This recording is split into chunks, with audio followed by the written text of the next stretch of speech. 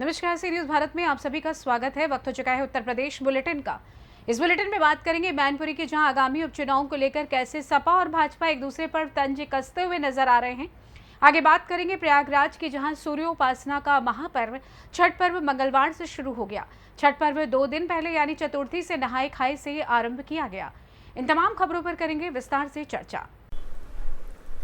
जनपद मैनपुरी के करल विधानसभा क्षेत्र 110 में होने वाले उपचुनाव को लेकर चुनावी सरगर्मियां तेज हैं, तो वहीं सपा पार्टी अपने गढ़ को बचाने के लिए प्रयास कर रही है, तो वहीं भाजपा सपा के गढ़ को तोड़ने का प्रयास करने में लगी है, जिसके चलते सपा और भाजपा एक दूसरे पर तंज करते हुए नजर आ रहे हैं। भारतीय जनता पार्टी के कैबिनेट मंत्री ठाकुर जयवीर सिंह आज करहल के एक रिजॉर्ट में बूथ स्तरीय कार्यकर्ता सम्मेलन में शिरकत करने पहुंचे, जहां उन्होंने अपने कार्यकर्ताओं को संबोधित किया और प्रत्याशी अनुजेश प्रताप को भारी बहुमत से जीत दिलाने की अपील की।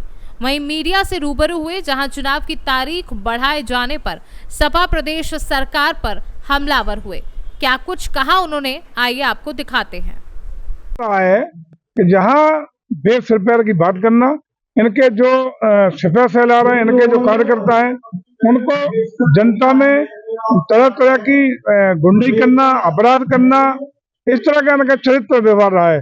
हमेशा आपने देखा होगा 2022 का चुनाव हो, उसमें भी इनका चुनाव के परिणाम आने तो देख लेंगे। अधिकारियों की सूची बना ली थी कि इनको हटा देंगे, इनको ये कर देंगे। चीफ सेक्रेटरी से लेकर कलेक्टर तक की पोस्टिंग कर दी थी। उसका परिणाम हुआ कि जनता ने रकादे का काम 22 में भी किया था, और इन्हीं की इन हरकतों के कारण गुंडाई, अराजकता, गाली गलौज, बदतमीजी, अराजकता, इन्हीं सब कारणों से इस चुनाव में भी, उपचुनाव में भी, आने वाले 27 में उत्तर प्रदेश की जनता इनका सफाया करने का काम करेगी। लेकिन जो भाजपा प्रत्याशी है उनको जो है यादव वर्ग में ही समर्थन नहीं मिल पा रहा है। आप गए कभी क्षेत्रों में? पहली बार ये महसूस हो जाएगा कि यादवों का पूरा समर्थन और सहयोग अनुजेश यादव जी को भारतीय जनता पार्टी के प्रत्याशी के रूप में कल्याण में मिल जाएगा। लेकिन जो पुराने लोग इनसे जुड़े हुए थे, वही धीमे धीमे शिवपाल सिंह से मिलकर समाजवादी पार्टी में जनता वोट करेगी, जनता समर्थन देगी, और मतदाता जो होता है वो निर्णायक होता है। मतदाता करैल विधानसभा क्षेत्र का अनुजेश जी को जिताएगा, भारतीय जनता पार्टी के कमल निशान को लाने का काम। मैनपुरी से सी न्यूज़ संवाददाता कुलदीप दीक्षित की रिपोर्ट। शांतिपूर्ण मतदान के लिए जिलाधिकारी अंजनी कुमार और पुलिस अधीक्षक विनोद कुमार ने करहल में पैदल मार्च किया। आपको बता दें कि 20 तारीख को करहल में उपचुनाव होना है। इस उपचुनाव में समाजवादी पार्टी और बीजेपी में कड़ा मुकाबला होने की संभावना है। मैनपुरी से सी न्यूज़ संवाददाता कुलदीप दीक्षित की रिपोर्ट। सूर्योपासना का महापर्व छठ पर्व मंगलवार से शुरू हो गया। छठ पर्व 2 दिन पहले यानी चतुर्थी से नहाए खाए से आरंभ हो जाता है। इसका समापन सप्तमी तिथि को पारण कर किया जाता है। व्रती महिलाओं को 3 दिन तक निर्जला रहकर पूजा अर्चना करनी होती है। अरैल घाट महाकाल पर छठ पर्व की तैयारियां जोरों पर हैं। जमीन समतल कर यमुना नदी में घाट तैयार कर दिए गए हैं। महाकाल घाट पर व्रती महिलाओं के लिए पूजा करने के लिए समतल घाट बनाए गए हैं। यह पर्व 4 दिनों तक चलता है। इस पर्व में सूर्य देव को अर्घ्य देने का सबसे ज्यादा महत्व माना गया है। पंचमी को खरना, गुरुवार षष्ठी को डूबते सूर्य को अर्घ्य देकर, शुक्रवार सप्तमी को उगते सूर्य को जल अर्पित कर व्रत संपन्न होता है। ये व्रत 36 घंटे का कठिन व्रत है। इसको करने से मनोकामना पूर्ण होती है। पूर्वांचल महासमिति अध्यक्ष अरुण यादव, संरक्षक दयानंद पांडे, धनेश सिंह, पप्पू सिंह, प्रमोद सिंह, उदय सिंह, ब्रजेश व्यास, संजय श्रीवास्तव, प्रवीण शर्मा, हरेंद्र सिंह घाट की साफ सफाई में उपस्थित रहे।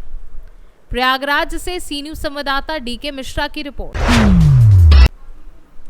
बांगरमऊ नगर के संडीला मार्ग स्थित बस अड्डे पर 2 आमने सामने के दुकानदारों में मंगलवार शाम ही कहासुनी की बात पनपी। रंजिश के चलते बुधवार तड़के एक दुकानदार ने अपनी गुमटी के बाहर गहरी नींद में सो रहे दूसरे दुकानदार के सिर पर ईंट के वार से कुचलकर निर्मम हत्या कर दी। दुकानदार का लहूलुहान शव आज सुबह तख्त पर पड़ा देख आसपास के लोगों में हड़कंप मच गया। घटना की सूचना पर पहुंची पुलिस ने आरोपी को गिरफ्तार कर लिया है। आसपास के लोगों के अनुसार मंगलवार की शाम दोनों दुकानदार के बीच किसी बात को लेकर झगड़ा हुआ था। तब चौकी पुलिस ने मौके पर पहुंचकर झगड़ा शांत करा दिया था। बताते हैं कि इसी रंजिश के चलते बुधवार सुबह करीब 4:30 बजे सज्जन कुमार ने दुकान के बाहर तख्त पर सो रहे तुलसीराम के सिर पर ईंट से हमला कर निर्मम हत्या कर दी। आज दिनांक 6/11/2024 को थाना क्षेत्र बांगरमऊ के संडीला रोड रेलवे क्रॉसिंग के पास तुलसीराम उम्र 60 वर्ष निवासी जोगीकोट थाना बेहटा मुजावर और सज्जन उर्फ सरकार जो थाना बांगरमऊ का रहने वाला है, आपस में दोनों में कहा सुनी के बाद मारपीट हो गई। सज्जन द्वारा तुलसीराम को ईंट से चेहरे पर मारकर घायल कर दिया गया।